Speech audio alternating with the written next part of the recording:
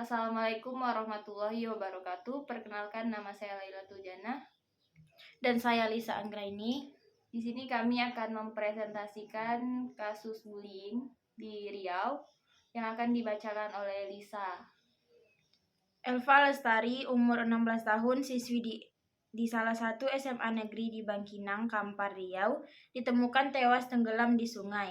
Ada dugaan korban bunuh diri setelah tak tahan dibully teman-temannya di sekolah. Pihak keluarga dalam keterangan kepada kita menyebutkan jika korban pernah mengadu sering dibully, dia sering diejek-ejek kawannya. Tak tahan dengan kondisi itu sehingga korban menceburkan diri ke Sungai Kampar, kata Paur Humas Polres Kampar Ibtu Deni Yusra dalam perbincangan dengan Detikcom Senin 31 Juli 2017.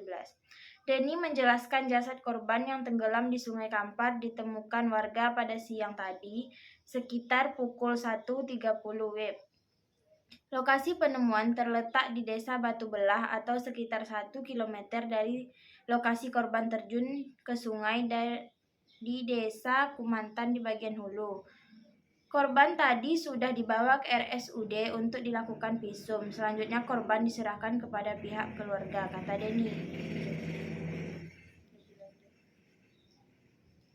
Lebih lanjut, Deni menjelaskan korban menceburkan diri pada Minggu 30 Juli siang hari. Korban merupakan warga Bangkinang yang sengaja ke Desa Kumantan yang jaraknya sekitar 1 km untuk menceburkan diri ke sungai. Pinggiran Sungai Kampar di desa tersebut berpantai, namun semakin ke tengah semakin dalam.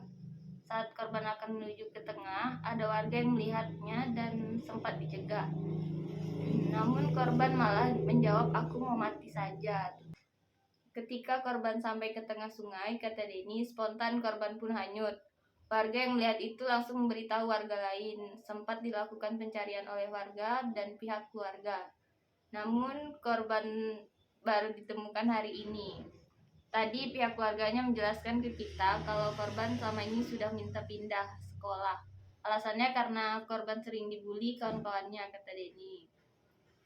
Sebelum Elva melakukan aksi nekatnya, kata Deni, beberapa hari terakhir korban sudah tidak mau sekolah lagi. Korban mendesak minta pindah.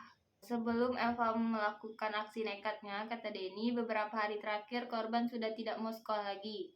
Korban mendesak pihak keluarga segera memindahkannya ke sekolah lain. Sebenarnya sebelum kejadian dugaan bunuh diri ini, pihak keluarganya berencana akan mendatangi pihak sekolah terkait keluhan korban, ucap Deni. Walau demikian, katanya, sekalipun korban sudah meninggal dunia, pihak keluarga akan tetap meminta klarifikasi ke sekolahnya. Pihak keluarga ingin tahu apa yang sebenarnya yang terjadi di sekolah itu. Katanya biar jangan ada korban berikutnya yang dibully di sekolah.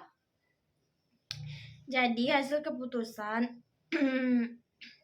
mengingat bullying itu merupakan kekerasan, maka perbuatan tersebut sesungguhnya merupakan tindak pidana. Pelaku bullying dengan pelecehan verbal dapat dijerat dengan pasal 80 ayat 1 yang menyatakan setiap orang dilarang menempatkan, membiarkan, melakukan, menyuruh melakukan atau turut serta melakukan kekerasan terhadap anak. Pasal 80 ayat 1 UU 35 2014, setiap orang yang melanggar ketentuan sebagaimana yang dimaksud dalam pasal 76C dipidana dengan pidana penjara paling lama 3 tahun 6 bulan atau membayar denda sebanyak 72 juta. Menurut kami, yang sangat penting diperhatikan jika ingin menjerat pelaku bullying dengan pasal tersebut adalah adanya kesengsaraan atau penderitaan secara psikis bagi pihak korban bullying. Tentu saja untuk menjelaskan penderitaan psikis yang dialami oleh korban bullying, ini diperlukan keterangan dari seseorang yang ahli di bidangnya, misalnya psikolog atau psikiater. Lantas bagaimana jika si korban pelecehan verbal atau korban bullying bunuh diri? Jika dalam pelecehan verbal tersebut terdapat hasutan-hasutan atau anjuran untuk melakukan bunuh diri dan ternyata si korban benar-benar melakukan bunuh diri, maka perbuatan ini dapat dijerat dengan pasal 345 KUHP yang menyatakan barang siapa sengaja mendorong orang lain untuk bunuh diri, menolongnya dalam perbuatan itu atau memberi sarana kepadanya untuk itu, diancam dengan pidana penjara paling lama 4 tahun. Kalau orang itu jadi bunuh diri, hukuman bagi pelaku bullying bisa lebih berat lagi apabila korban yang ia rundung bunuh diri. Penyelesaian dan putusan masalah untuk menjerat pelaku dengan pasal 345 KUHP tersebut harus dibuktikan kesengajaan dari pelaku untuk mendorong orang lain untuk bunuh diri. Dalam menjawab pertanyaan Anda, kami asumsikan bahwa pelaku masih dalam kategori anak berat berdasarkan Undang-Undang SPPA. Dengan demikian, hukum acara yang berlaku adalah hukum acara dalam sistem peradilan pidana anak. Terkait ini ada beberapa kekhususan dalam hukum acara tersebut. Misalnya diutamakannya keadilan restoratif melalui upaya diversi, penangkapan, penahanan, dan penjara.